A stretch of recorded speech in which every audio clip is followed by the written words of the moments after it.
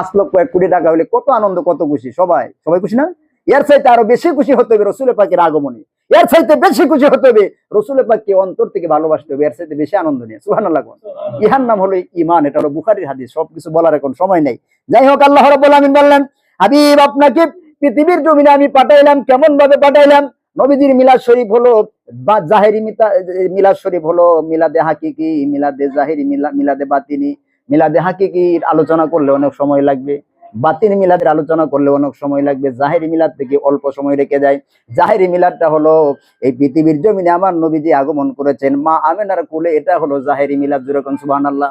এটা অনেক লম্বা আলোচনা। নবীজির নূর সর্বপ্রথম সৃষ্টি হযরত বাবা আদম থেকে ঈসা রুহুল্লাহ হয়ে সকল নবীগণের কপাল মুবারক হয়ে হযরতে কাজা আব্দুল্লাহর কপাল মুবারকে আমার নবীজির নূর মুবারক। সুবহানাল্লাহ। আরবের মহিলারা কাজা আব্দুল্লাহকে দেখলে তাকায়া থাকতো অজর নয়নে, চেহারা দেখিয়া না না না, চেহারা দেখে না, কারণ নবীজির নূর মুবারক হযরতে কাজা আব্দুল্লাহর কপাল মুবারকে উদয়মান। সুবহানাল্লাহ। এই নূর মুবারক দেখে সবাই অনেকেই বিবাহ প্রস্তাব দিয়েছে, কিন্তু কারটা উনি গ্রহণ করেন। একজনেরটা করছে, আব্দুল ওয়াহাব জোহরীর মেয়ে হযরতে আম্মাজান মা আমিনা রাদিয়াল্লাহু তাআলা। উনি বিবাহ করার পরে বাসর রাত্রিতে কপালে চুমুক আইছে, নূর মুবারক ট্রান্সফার হয়ে গেছে রেহেম মুবারক। সুবহানাল্লাহ। অনেক আলোচনা মিলাদের সারা জীবনে শেষ হবে না, আমি শর্ট করে বলি যেহেতু দুপুরবেলা প্রোগ্রাম।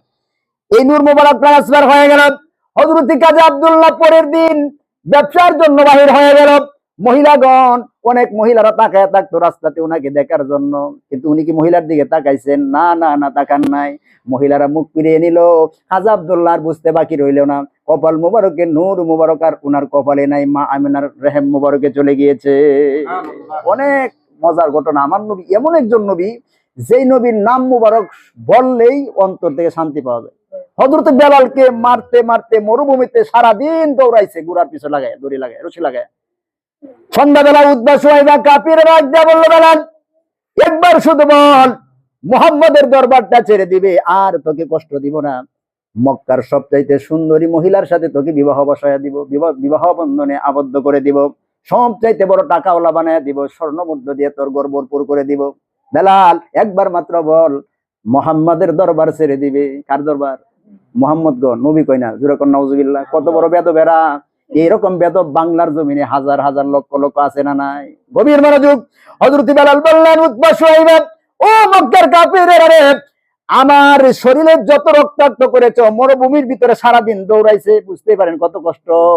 শরীরটা কর্ণ গত হয়ে গেছে, রক্ত ঝরতেছে। বেলাল বলেন, ও উতবা সুহাইবা রে, যত কষ্ট আমি বেলালকে দাও, আমি একবার যদি আমার